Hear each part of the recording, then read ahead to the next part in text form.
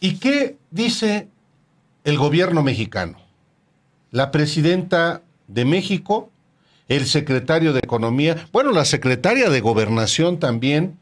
¿Qué es lo que ha dicho hoy en la conferencia de prensa mañanera? La presidenta Claudia Sheinbaum y Marcelo Ebrard hablaron antes de conocerse, pues lo que dijo la vocera de la Casa Blanca y el propio Trump. Y ya más tarde, Claudia Sheinbaum, en esta gira que realiza por el Estado de México, pues de manera particular en Ciudad Nezahualcóyotl, no fue tan enfática en eso, pero reiteró lo que ella venía diciendo. A ver, cabeza fría. O como decía Calimán, serenidad y paciencia, Solín. Así lo dice, serenidad y paciencia. Si te parece, a ver, vamos a ver lo de los ciudadanos, lo de Nesa. Primero lo de la mañana. Lo de la mañana, eso es antes. Sí, la conferencia de prensa de la mañana.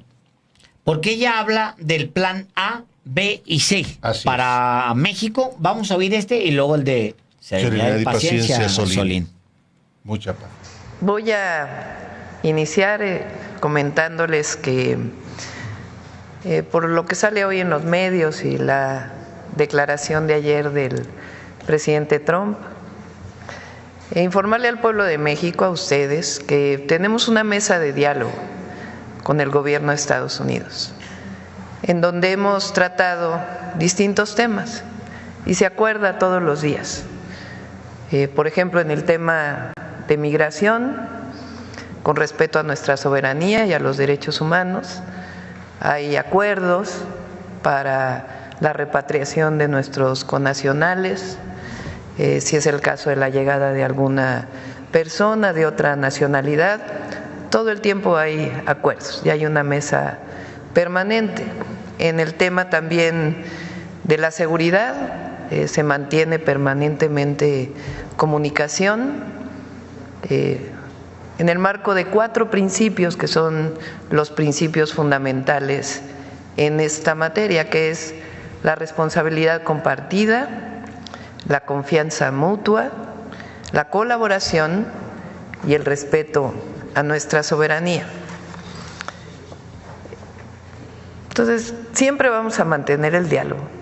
Es fundamental en la relación entre México y el gobierno de los Estados Unidos, y hay esta mesa de diálogo. Y tenemos plan A, plan B, plan C, para lo que decida el gobierno de los Estados Unidos. Ahora, es muy importante que sepa el pueblo de México que siempre vamos a defender la dignidad de nuestro pueblo, que siempre vamos a defender el respeto a nuestra soberanía y un diálogo como iguales, como siempre lo hemos mencionado, sin subordinación. Vamos a esperar, como siempre he dicho, con la cabeza fría, tomando las decisiones, estamos preparados y mantenemos este diálogo. El día de hoy está aquí el secretario de Economía, porque es importante recordar las implicaciones que pudiera tener poner aranceles para la economía de los Estados Unidos, principalmente, para el tratado comercial de los 3 países, para los 3 países, para nuestros pueblos, pero en particular para la economía de los Estados Unidos. ¿Pusiste a dudar, Álvaro? Sí lo dice. Mira, aquí está en esa, dice: he estado diciendo ahí en la mañanera del pueblo, cabeza fría, y ahora me dicen serenidad y paciencia, Solín, mi querido Solín, como diría Calimán. Sí lo dice la presidenta, pero hoy, un poco más tarde, ella aparece, dice, en este evento allá en esa, dice, estoy tranquila, y le responden en esa, no estás sola. Y es un grito unánime para la presidenta de no estás sola, no estás sola. Vamos a ver este pequeño video de su intervención allá en esa. Eso es nuestra fortaleza, nuestro pueblo, nuestro origen, nuestra historia, nuestros héroes, nuestras heroínas y nuestro modelo de desarrollo, que dice: por el bien de todos, primero los pobres. Y se ha demostrado durante 6 años que este modelo hizo fuerte a México. No solo dio apoyos, programas de bienestar a quien más no lo necesita, aumentamos el salario mínimo.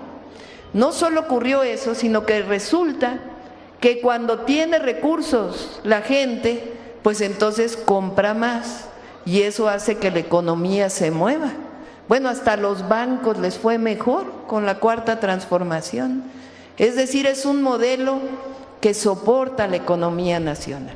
Entonces, por eso les digo que estoy tranquila, porque tenemos pueblo, tenemos un modelo de desarrollo económico y recientemente presenté el Plan México, que es un plan para nuestro país, para el desarrollo nacional.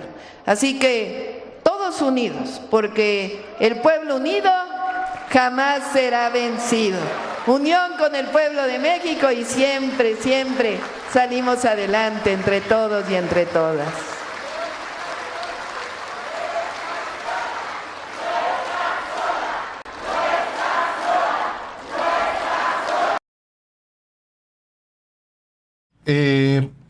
Es una vez más el mensaje: tranquilos, porque pues sí, una vez que se materialice las amenazas de Trump ya oficialmente, habrá una respuesta y una posición más contundente de la presidenta de México y de su gobierno.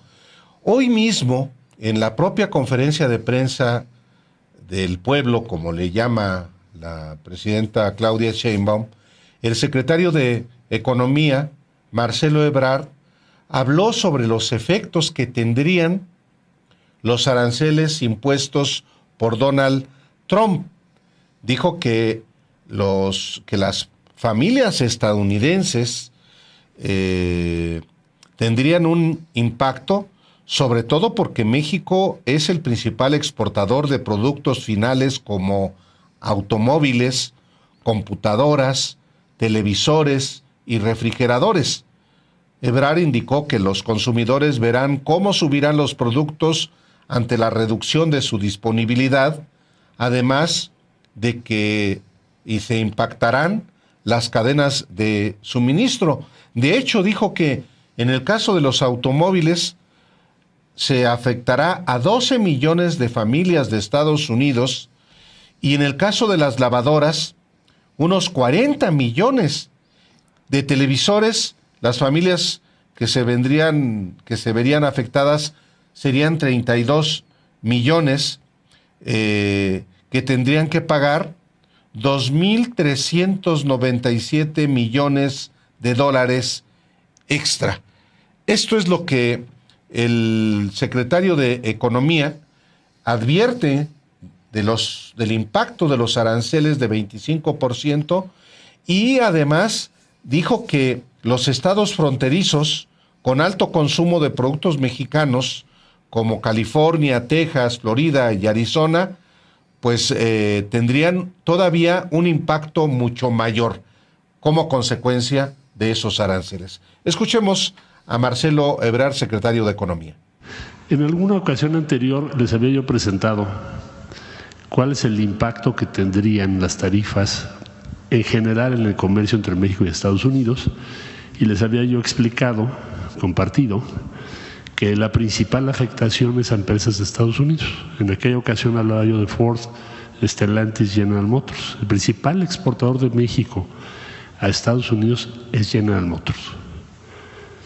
Ahora les quiero compartir qué es el efecto que suponemos tendría en las familias en Estados Unidos, en el consumidor final.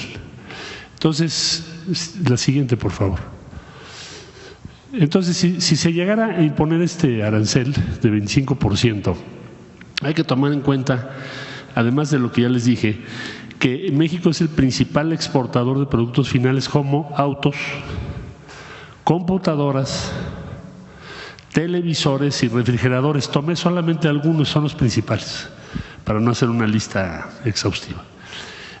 Los consumidores estadounidenses se verían afectados, en primer lugar, porque los precios van a ser más altos, es decir, les van a subir el precio 25% de todos esos productos. Segundo, porque va a haber menor disponibilidad de productos, porque en la medida que tú le pones un impuesto de 25% a un producto, evidentemente la compra se contrae. Y finalmente, puede haber problemas en las cadenas de suministro porque las tarifas tan altas tienen un impacto expansivo. O sea, no es solo en el corto plazo, sino que cada vez van creando un daño mayor. O sea, a veces se dan procesos de destrucción de valor en las economías. La que sigue, por favor. Bueno, entonces, nosotros somos el principal proveedor de automóviles y autopartes. Entonces, aquí van a afectar a 12 millones de familias norteamericanas que de un día a otro tienen que pagar 25% más. La que sigue, por favor. En el caso de las computadoras, son 40 millones. O sea, ¿quién compra lo que nosotros fabricamos y exportamos? 40 millones de familias estadounidenses. No sé si ustedes tenían ese dato, pero pues les van a subir el 25% de sus computadoras y todos los componentes. Sí, el impacto en valor son un poquito más de 7,000 millones de dólares para estas 40 millones de familias que tendrán que pagarlo allá en Estados Unidos. La que sigue, por favor. Somos el segundo exportador mundial de pantallas y, por supuesto, el principal para los Estados Unidos. Somos el número 1. Todo lo que son televisoras, todo lo que son pantallas para computación, laptops, etcétera. Esto afectaría a 32 millones de familias aproximadamente en Estados Unidos, que tendrían que pagar más de 2,000 millones de dólares por el 25%. La que sigue, por favor. Refrigeradores. 1 de cada 3 refrigeradores que hoy se venden en Estados Unidos se hace en México. Entonces aquí cuando menos 5 millones de familias estadounidenses estarían afectadas por esta medida, les van a subir 25% el precio de sus refrigeradores. Esto representa un desembolso adicional para esas familias de casi 1,000 millones de dólares de un día para el otro. La que sigue, por favor. Entonces, si esta tarifa se impusiera, sus consumidores van a enfrentar precios más altos, y esto sí para todos. Supermercados, todo lo que es frutas, verduras, carne y cerveza. Si vas a un supermercado en Estados Unidos, cualquiera que sea la cadena, es donde vas a notar el impacto del 25%. Autos y camionetas, en todos los concesionarios y refacciones de las principales empresas de la industria automotriz. Productos electrónicos y electrodomésticos, en equipo médico, que también se hace aquí. Y este impacto se va a hacer mayor en estados fronterizos y ciudades con alto consumo de productos mexicanos, como ¿cuáles? Ciudades y estados: California, Texas, Florida y Arizona. Entonces, esto es lo que estimamos el impacto de un día al otro, para que tengamos una percepción de por qué es un error estratégico una tarifa de 25%. Conviene tenerlo claro. El principal impacto, millones de familias en Estados Unidos tendrán que pagar 25% más. Ahí va a ser muy interesante ver cómo lo va a manejar el gobierno de México, porque pues sí estamos bajo un ataque y eso ya no lo puede manejar de otra manera, y tiene que concitar a solidaridad, tiene que invocar la solidaridad de los mexicanos y jalar hacia la solidaridad, porque estamos bajo ataque. No va a llegar de los Salinas Pliego, obviamente, No. Lili Telles, No. pero por fortuna esos personajes son minoría. Minoría, Álvaro, son minoría. Oye, ¿sí dijo o no dijo lo de Calimán? ¿Lo estuve soñando yo o qué? ¿Quién, la presidenta? Sí. No, sí lo dijo. A ver, ¿a poco sí lo tiene Ilse? ¿Lo encontraste o no lo? ¿Sí lo encontraron? Ah, pues es que dije yo, pues que lo soñé. A ver, ahí está lo de Calimán. Y ¿saben qué? Me decía hace rato un señor por ahí, cabeza fría, porque es lo que he estado diciendo ahí en las mañaneras del pueblo. ¿Sí las ven? Digo, cabeza fría. Y ahora me dicen serenidad y paciencia, mi querido Solín, como diría Calimán. Pero estoy tranquila por muchas razones. Primero, porque tenemos un pueblo extraordinario. Tranquila por muchas razones. Primero, porque tenemos un pueblo extraordinario. El pueblo de México es lo mejor que hay en el mundo. Lo mejor, un pueblo generoso, trabajador. Creo que no hay otro pueblo en el mundo. Podemos resumirlo como el pueblo de México, y ella apela a esto.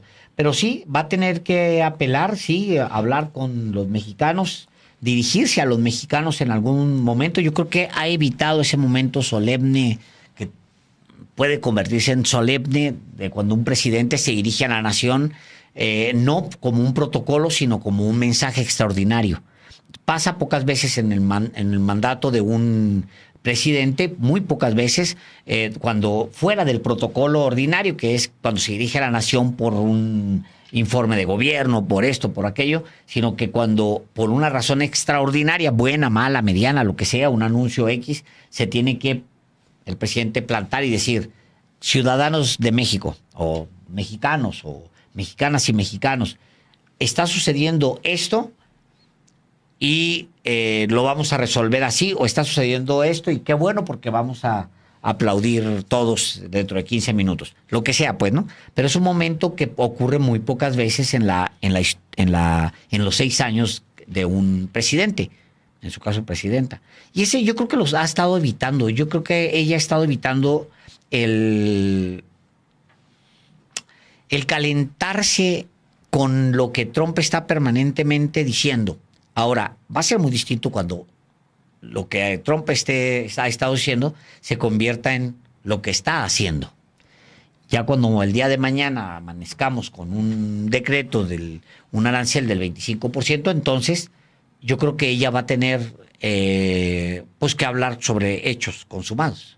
Por supuesto, va a tener que dirigirse a la nación para informarle lo que implica esta agresión del vecino del norte, cuáles son las consecuencias que puede tener en México en términos económicos, en términos sociales, cuáles son también las decisiones que tomará para afrontar esa agresión y aminorar también los efectos de esa agresión.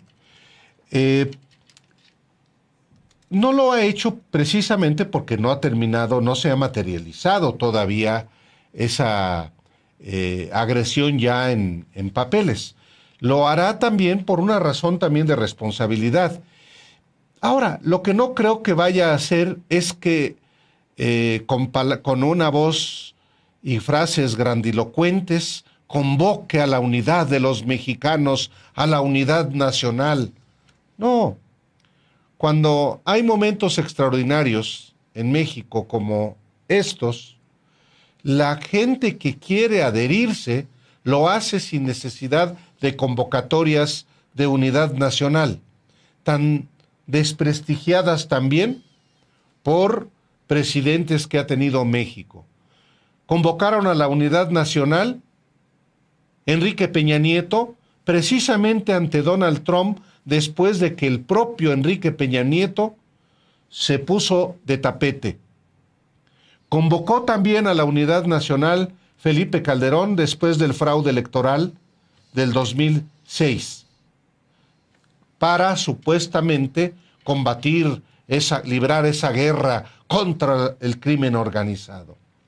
Entonces, es retórica muy gastada en México. Claro, la presidenta tiene la obligación, la responsabilidad de informarle a los mexicanos, y los mexicanos que tienen muy claro lo que está viviendo México van a sumarse y van a darle su respaldo a quien además es una autoridad legítima, no usurpadora, no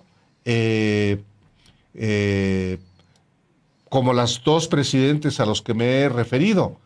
Y la frase unidad nacional, ni la va a utilizar. Y se van a sumar los que quieran. ¿Saben quiénes no se van a sumar? Porque son mezquinos, porque son egoístas y porque tienen una visión de Estado muy raboncita, pues los priistas y panistas, esa oposición de la derecha que sigue pastoreando Claudio X González, esos no se van a sumar. ¿Y para qué queremos que se sumen si van a hacerlo solamente hipócritamente? Mejor que sigan su camino.